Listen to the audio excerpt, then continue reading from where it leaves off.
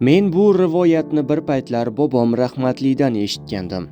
Bu voqea opa-singillarga, ayollarga dars beradigan madrasada bo'lib o'tgan.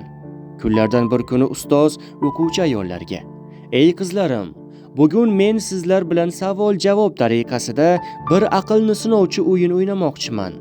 Agar orangizda kim birinchi bo'lib bunda qatnashmoqchi bo'lsa, iltimos doskaga chiqsin" deya ularni bilimini sinamoqchi bo'ldi.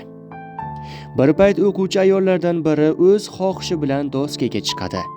Shunda ustoz doskaga chiqqan o'quvchi ayolga: "Senga yaqin bo'lgan 20 ta insonlarni doskaga yoz" deydi.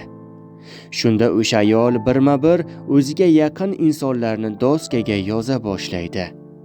Otam, onam, turmush o'rtog'im, bolalarim, aka-ukalarim, opa-singillarim, tog'am, ammam, xolam, qo'ni-qo'shnilar. Xullas 20 ta insonlarni misol qilib yozadi. Endi bu 20 tasini ichidan 2 kishini o'chirgin deydi ustoz.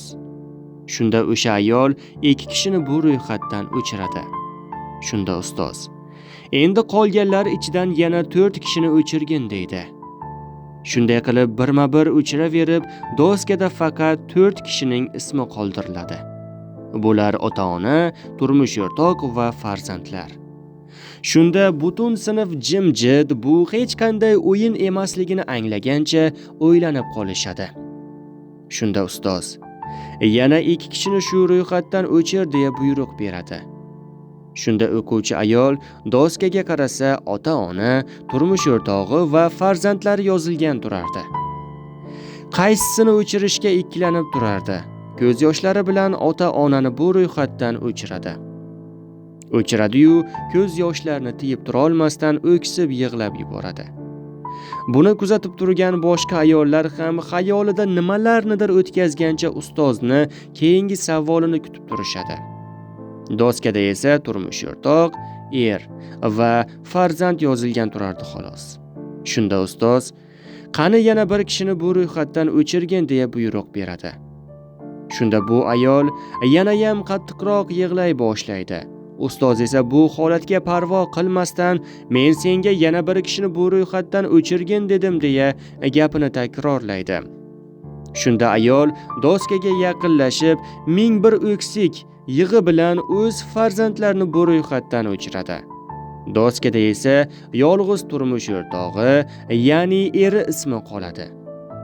Keyin ustoz unga: "Qani menga aytchi, ota-onang seni dunyoga keltirdi, ne azoblar bilan katta qildi, lekin sen ularni ismlarini o'chirding va oxirida senga aziz bo'lgan farzandlaringni ismini ham o'chirding. Oxir oqibat yolg'iz turmush o'rtog'ingni, ya'ni eringni tanlading. Buni qanday izohlaysan" deya undan so'radi. Ayol o'quvchi esa ko'z yoshlarini ro'moliga artib shunday javob berdi: "Ota-ona bu Allohning taqdiri. Kuni kelib ular vafot etadilar. Farzand esa katta bo'lgach uylanishadi va oyoqqa turgandayoq turli bahonalar bilan mendan uzoqlashadi.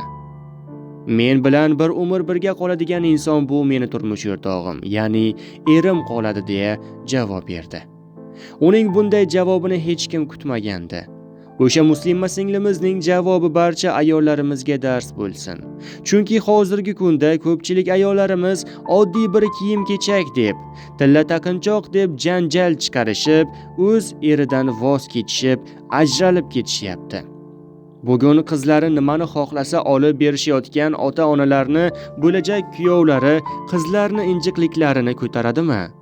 Oilasida o'z oilasini qidiradigan qiz o'zining yangi oilasida qiyinchiliklarga uchramaydimi? Aziz opajonlar, singiljonlar, eringizni rozi qiling. O'z erini rozi qilmagan ayol jannat yuzini ko'rmaydi. Agar bu so'zlarim ko'nglingizga tekkan bo'lsa, meni kechiring. Men barcha muslima opa-singillarimizni jannatda bo'lishlarini xohlardim deb hikoyamizni yakunlaymiz. Xulosa o'zingizdan azizlar. Agarda sizga xuddi shunday savollar berilganda, eng oxirida kimni qoldirgan bo'lardingiz? Buni esa fikringizni kommentariyada qoldirishni unutmang.